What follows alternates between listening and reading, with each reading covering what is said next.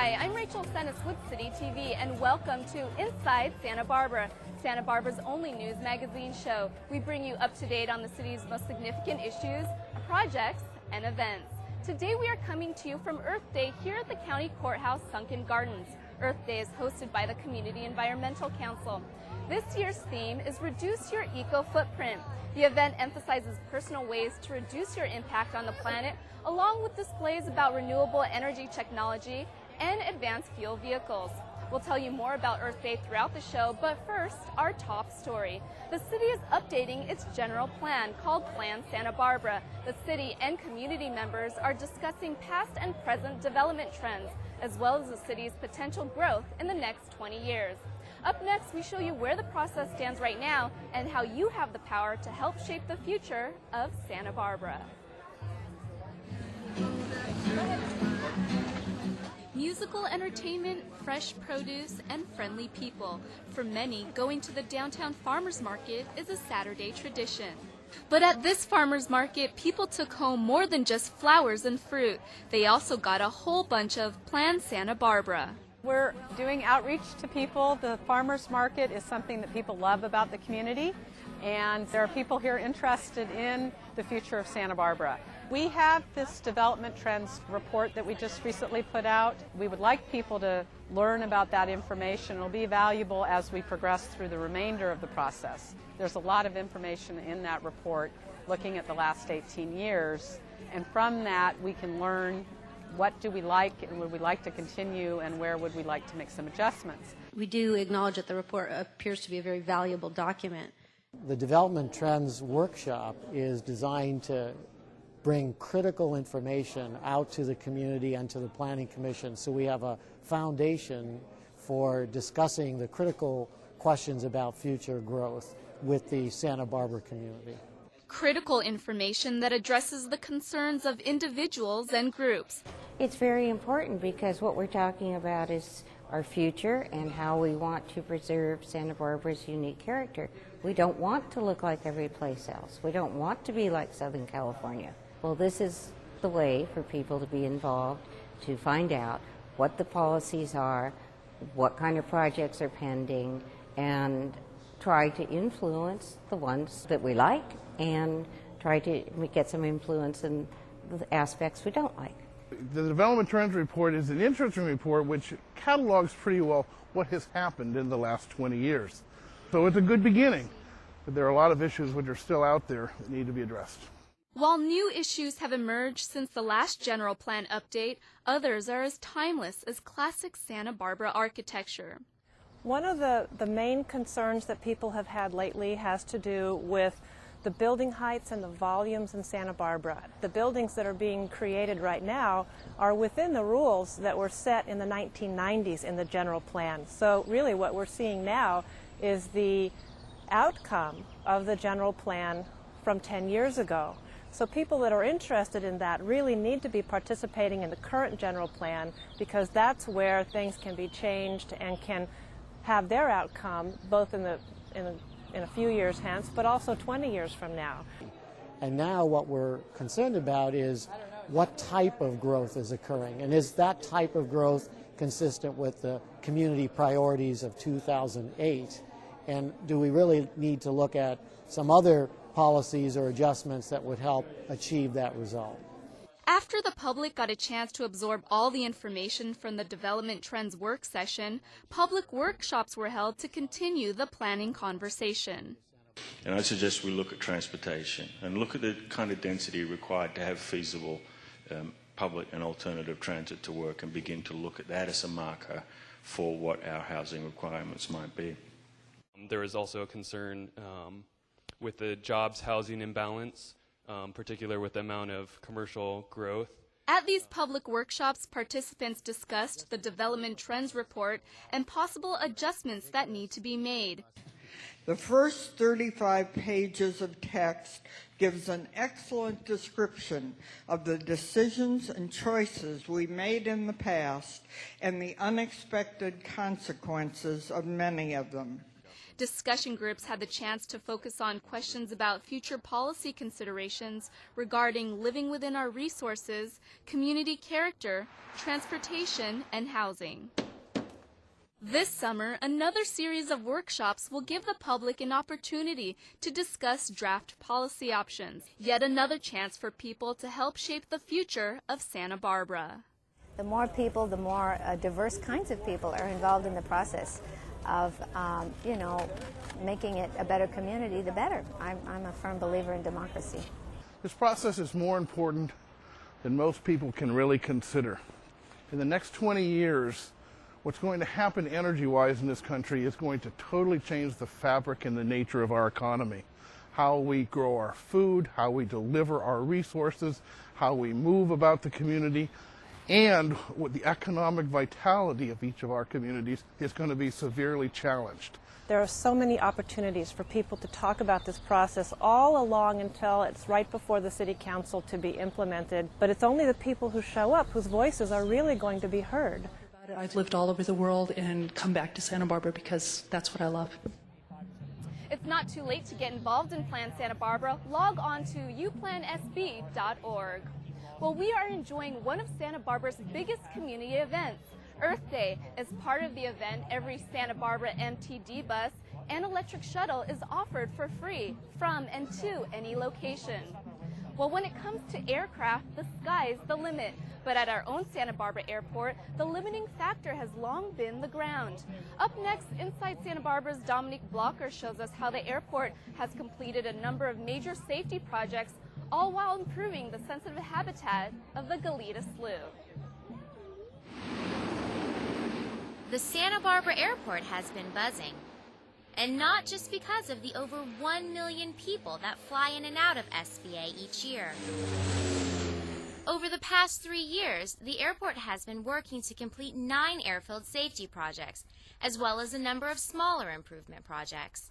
The results are a runway that now meets increased Federal Aviation Administration requirements and over 30 acres of restored wetlands habitat.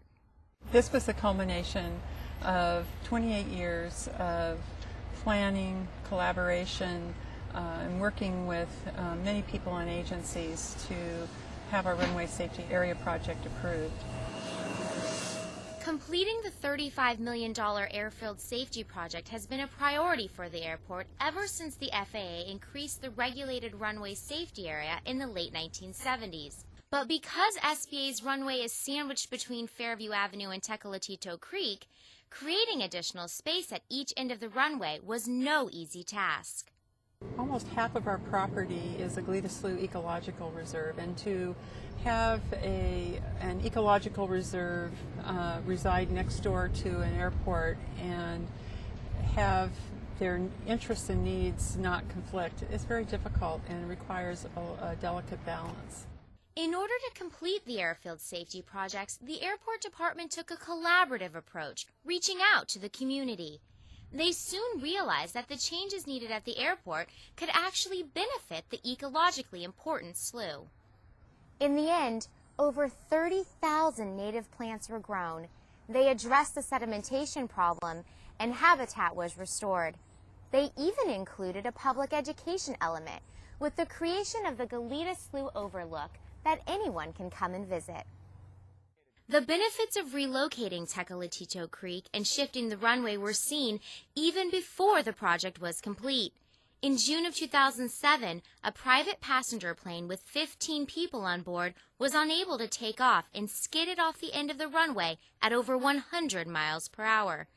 Without the increased safety area, this event could have easily gone from minor mishap to major tragedy. We're not only proud of the safety aspect of the project, which was extremely important to us, but we're also proud that we were able to provide some of the restoration of the slough with the funding of the project. If you want to experience the convenience of flying in and out of Santa Barbara Airport, check out the flight schedules at flysba.com. Well, one of the best ways to help the environment is to walk instead of drive, and there's no place better for walking than Santa Barbara. But not every path in the city is the pinnacle of pedestrian friendliness. In our next story, Van 2 shows us how the city is improving walkability in one major corridor. It's the road less traveled, that is, at least for anyone not driving a vehicle. Here on Carrillo Hill, the lack of sidewalks combined with fast-moving traffic makes foot-powered transit an unappealing prospect. So to encourage walking and increase safety and accessibility, the end of the road has now become the beginning of the Carrillo Hill Sidewalk Improvement Project. The goal of the project is to work to create the link between Mesa and downtown for pedestrian travel, as well as increase travel for bus stops. Sidewalks, access ramps, curbs, gutters, retaining walls, and landscaping will be added between Miramonte and La Coronilla streets on the north side of Carrillo. Construction for the project started in late January, and we had some weather-related delays in January and February, and we're now looking at completing the project by Memorial Day weekend. In the meantime, traffic control is crucial. For the safety of construction workers and traffic, drivers are asked to pay close attention to signage and, most importantly, to slow down. In the future, vehicles should expect to see less pedestrians in the street right away, and pedestrians will have a sidewalk to walk to bus stops and walk to the downtown or Mesa. As Carrillo Hill evolves into a friendlier footpath, more and more pedestrians will be able to appreciate one of the most beautiful vistas in Santa Barbara, as well as the health benefits of walking the road less traveled. Check out our website, citytv18.com, to learn more about the Carrillo sidewalk improvements. Well, the Earth Day Festival is about going green, and while Santa Barbara is a sustainable city, our next segment shows you how our city excels at being a different kind of green. The perfect place to relax, a nice spot for a picnic, some cool shade on a warm day. Trees serve so many purposes. Look anywhere in the city, chances are you'll see trees. It's known as the city's public urban forest, and it provides value to the city in more ways than one. Number one, it provides aesthetic benefits to the community. Trees can be very beautiful.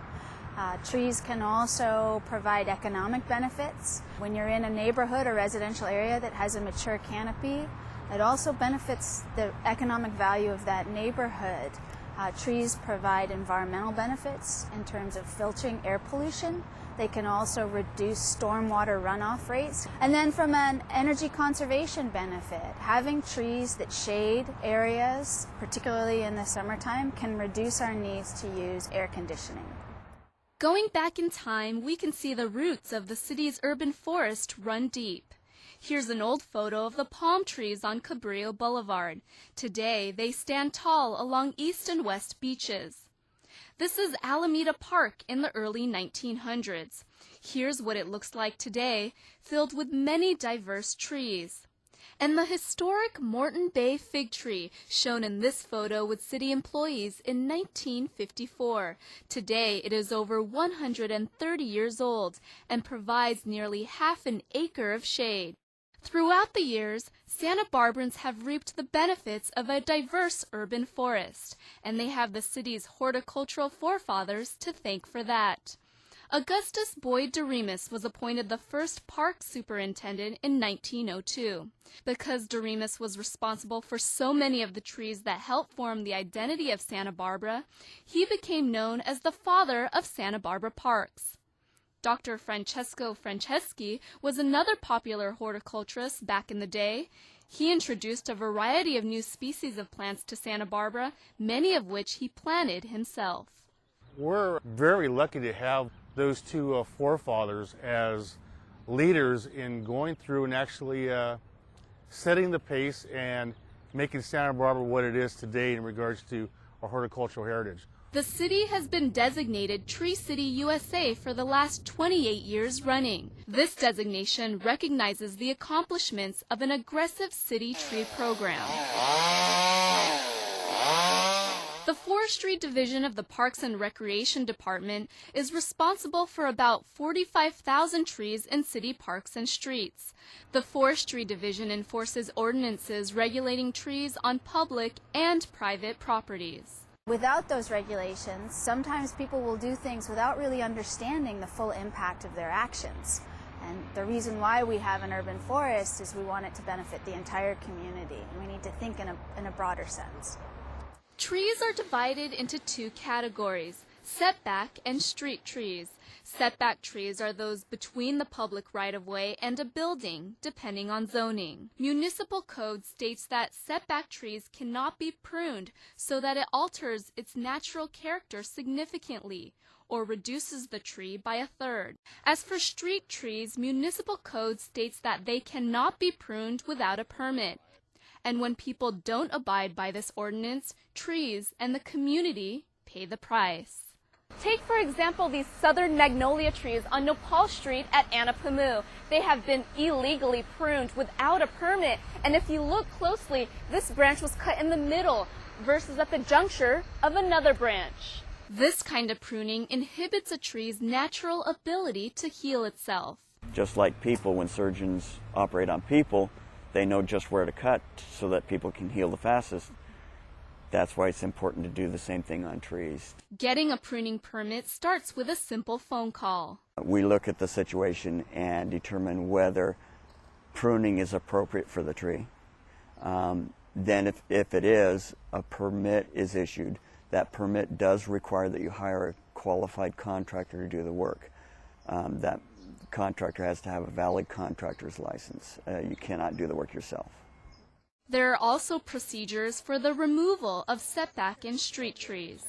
Generally, requests will be based on a need that a homeowner perceives or a hazard that might be perceived. For instance, branches that might fall or sidewalks that are broken by roots. The Tree Advisory Committee studies the tree and the conditions around it, then sends its recommendations to the Park and Recreation Commission to be considered. Sometimes people break the rules because they don't know the rules. Usually violators are warned. After that, they are cited. These requests for removing trees and pruning trees are required for one reason: to protect the city's urban forest. A poorly maintained urban forest becomes unsafe for the public, and we need to maintain trees so that they are able to survive in a climate with human beings. The city hopes that the public urban forest will branch out. Starting this year and moving into next year, we'll be developing a comprehensive urban forest management plan.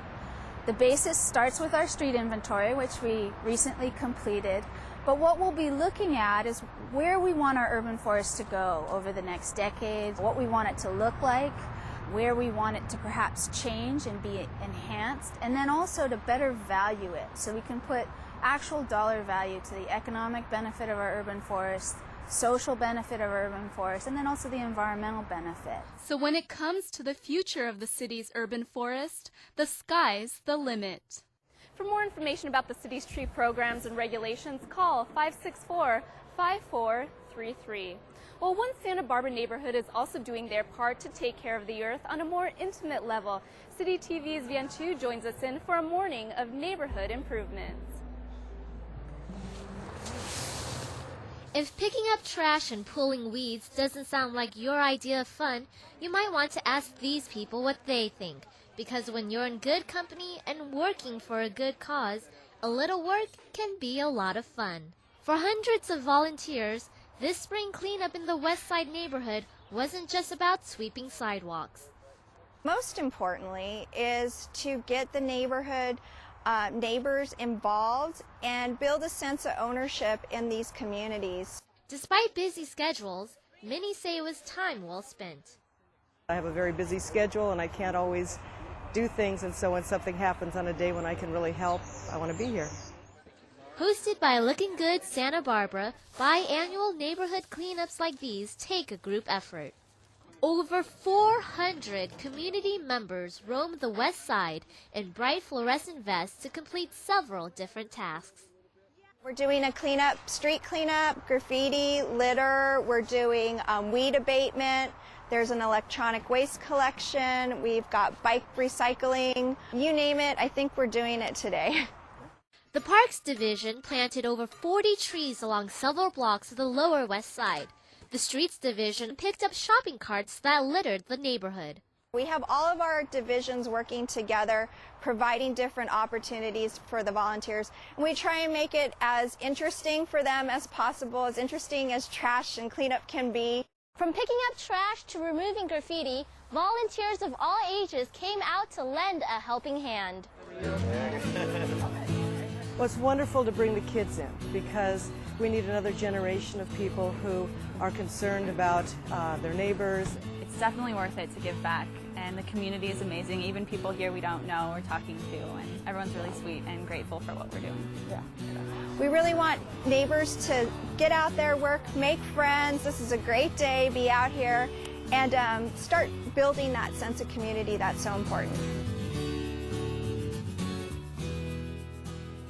To learn how your neighborhood can make a difference, visit lookinggoodsb.com. Well, at Santa Barbara High School, students aren't just learning inside the classroom. Thanks to the city, they are being exposed to jobs that they may one day want to have themselves. 7 years of primary school, 2 years of junior high, 4 years of high school. Today's youth can expect 13 years of schooling before starting college or taking a job. Higher education can add anywhere from a year to more than a decade on top of that. When the light at the end of the educational tunnel seems this distant, it's good for students to be reminded of what they are working towards and how what they are learning today really can help them in the future. Recently, more than 40 students from Santa Barbara High School had the opportunity to experience what a job at the City of Santa Barbara entailed by shadowing employees during their workday. They're spending so much time in a classroom and meeting standards and getting ready for tests that sometimes they lose that hope. But I think if they go out on a job shadow, it would spark some interest. They'll motivate themselves to keep on coming to school and pursuing those good grades. The first ever City Job Shadow Day allowed students to not only see what it takes to do certain jobs, they also had direct access to the professionals who do those jobs every day. It's an opportunity for junior and senior students from Santa Barbara High School to come to the city and spend some time with a city employee, both learning about the different variety of jobs that the city has, a little bit more about the city's organizational structure, and for city employees to give back to the students and help mentor them perhaps in a career decision. Before I get into college or before I get a job, I already have a visual in my mind that what's going to happen. If you didn't have the experience, you don't know how good it's going to be or how bad. I think it's a really good experience to know what you want to become and then go to a college and learn how to become that thing that you want to be. Students were able to get their feet wet at the waterfront, handle hoses with the fire department, follow executives in the city administrator's office, and more. From Parks and Recreation to the city attorney's office, participants were exposed to many possible careers. A lot of students see on TV what an attorney does, and they think, wow, they're making big bucks, and they're in the courtrooms all the time. But in reality, they really don't get to see how much time the attorneys spend on their desks, researching, writing. And I think this would be a really good eye-opener for some of these students if this is a career that they see themselves in. There may be no substitute for experience, but students who are able to shadow a job get the next best thing.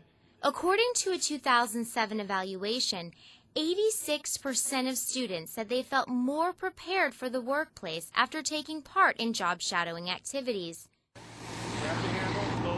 job. Becoming a firewoman would not be such a bad idea either. So, yeah, I liked it a lot. It was really awesome. The job shadow gives students the chance to not only see the light at the end of the educational tunnel, but also shows them that the city has many career paths to offer, including working with us here at City TV.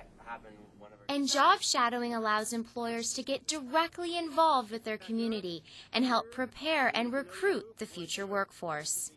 I've had a 27-year career starting as an hourly employee, and I've found it to be a fantastic place to work. We are hoping to bring our local teen population into our workforce and help them become citizens that support, the good things that the city does.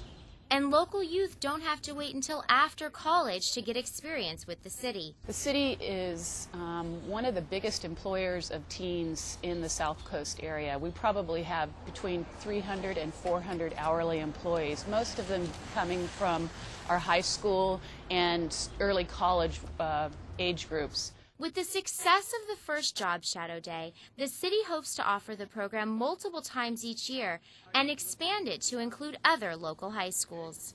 We really want to encourage teens to finish high school and go to college and to really start looking at the decisions that they are making in their lives, because they can have a long-term impact on whether they're able to get a job or not. For more information about jobs at the city, log on to the city's website, santabarbaraca.gov. Well, as you can see, city employees are here at Earth Day to educate people about ways they can reduce their eco-footprint. Up next, Liz Anderson takes us to the library and shows us how the community is taking advantage of the Early Literacy for Families program by growing with stories. Early literacy may sound intimidating, evoking visions of flashcards and brains cooked on phonics. But at its core, early literacy is simply about fostering familiarity and fondness for the world of words. The biggest thing is just to talk to your children, tell your child a story, get them used to the sound of your voice, let them hear words. That's so important for them, just to hear different words and to start understanding the meaning of words. For your birthday. Studies show children have developed most of their working vocabulary by the time they're about 7. This makes reading aloud to your children one of the best things you can do to prepare them for future success in school and in life. So children who don't get exposure and have books in their homes and things, their literacy skills, their reading skills always suffer from then on, unless there's really a real big emphasis on getting them caught up to speed. The Santa Barbara Growing with Stories workshops are the latest in a series of programs the library is offering to help everyone get caught up, both in books and in the magic of a good story. Designed for parents and preschoolers, the workshops use children's stories to help develop preschoolers' social, pre-literacy and critical thinking skills. We sing songs. We do something that's kind of, should I say, against the status quo, whatever it is, of just reading a story. So what we do is we involve fun, we involve hand movements, we involve yelling and clapping and stuff like that. And so the kids really, really enjoy that, and I think it actually gets them excited to start school. Growing with Stories is just one of the many tools that the Santa Barbara Library System has in its book bag. In fact, there are a number of fun and free programs that parents in the community can use to help teach their families to read. Every one of our libraries has at least one story time a week. Some have 2. At the Eastside Library, we actually have English story times and 2 bilingual story times. We do about 25 preschool visits, bilingual story times at outside preschools. At Santa Barbara's Central Library, Storytime is definitely a crowd favourite. A half hour filled with magic, song and story, everyone likes to make an appearance, sometimes even coyotes. Growing with Stories and other programs like Storytime are part of a statewide initiative focused on bringing books and stories to California's youngest learners. The Early Learning for Families program, or ELF, aims to introduce young children to language, books and stories in a non-threatening and fun environment. And judging by the response from parents, it has been a huge success. Brings a different level to the imagination. Music, the arts and crafts that they sometimes have. We try to come to as much as we can. For more information on the library programs, go to sbplibrary.org. Well, that does it for this month's episode of Inside Santa Barbara and our time here at the Earth Day Festival. Next month, we'll take you somewhere new and tell you about the latest projects and events happening inside Santa Barbara. If you have any questions or comments about the show, give us a call at City TV at 564-5311 or catch us on our website, citytv18.com. I'm your host, Rachel Senes, and remember to get involved inside Santa Barbara.